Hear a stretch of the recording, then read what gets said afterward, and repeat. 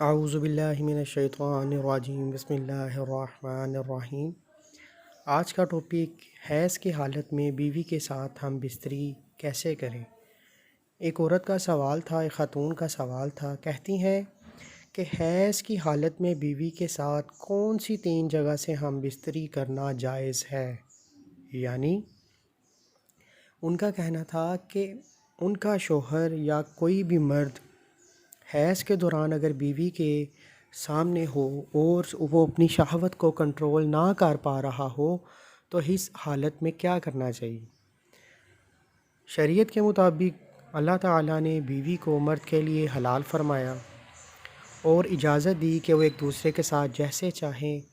جب چاہیں ہم بستری کر سکتے ہیں، لیکن حیض کی حالت میں، نفاس کی صورت میں، جب بیوی ناپاکی میں ہوتی ہے، بیوی پہلے ہی درد میں ہوتی ہے،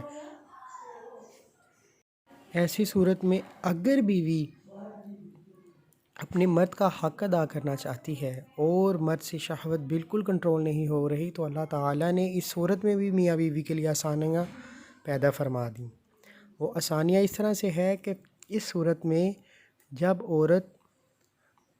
صحیح راستے سے ہم بستری نہیں کروا سکتی، اپنے مرد کا حقوق ادا نہیں کر سکتی، مرد باہر منہ مارے یا دوسری عورت کے ساتھ ہم بستری کا گناہ کرے، تو اس سے بہتر یہی ہے کہ شریعت کے مطابق بتائے جانے والے اعمال پر عمل کر کے اپنے شہوت کو کنٹرول کیا جائے،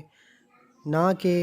یہاں وہاں منہ مار کر یا گناہ گار ہو کر اپنی بیوی کے حقوق کی حق تلفی کر کر یہ عمل کیا جائے۔ وہ 3 جگہ کون سی ہیں جہاں سے آپ بیوی کے ساتھ حیض کی صورت میں بیوی کے ساتھ آپ ہم بستری کر سکتے ہیں؟ وہ ہے پاؤں کے اوپر پنڈلیوں کو جوڑ کر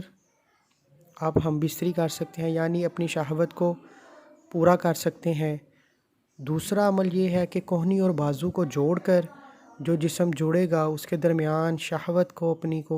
کر سکتے ہیں پورا، وہاں پر ہم بستری کا مطالبہ کر کر۔ اور تیسری جگہ ہے ہاتھ کی انگلیوں کو جوڑ کر آپ ہم بستری کروا سکتے ہیں اور میاں بیوی کی شہوت کو پورا کر سکتے ہیں۔ یہ بہترین حل ہے ہم بستری کا حیض کی صورت میں، اور آپ سے گزارش کی جاتی ہے کہ شریعت کے مطابق ان سوالوں کو پوچھ کر اپنے مسائل کو حل کریں، شریعت کے خلاف مت جائیں، گناہوں کی بارش نہ کروائیں، دوسرے مسائل کی طرف جانے سے بہتر ہے۔ آج کل سوشل میڈیا پر ہر چیز بار بار صحیح طریقے سے بتا دی جاتی ہے۔ اپنے سوالوں کو شریعت سے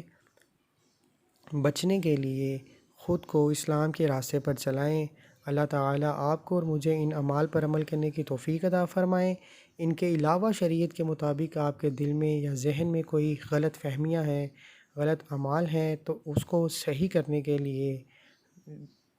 اپنے سوال ہمارے تک بھیجتے رہیں، ہم آپ کے سوالوں کے جواب بھیجتے رہیں گے۔ وہ صرف اور صرف انسانیت کی اصلاح کے لیے، مسلمانوں کی اصلاح کے لیے، تاکہ حیض کی صورت میں بندہ باہر کسی دوسری بیوی کے ساتھ ہم بستری کی طرف نہ جائے، جو ایک کبیرہ گناہ ہے، جو میاں بیوی کے درمیان حق تلفی بھی ہے اور اللہ کے درمیان ناراضگی بھی ہے۔ اللہ حافظ۔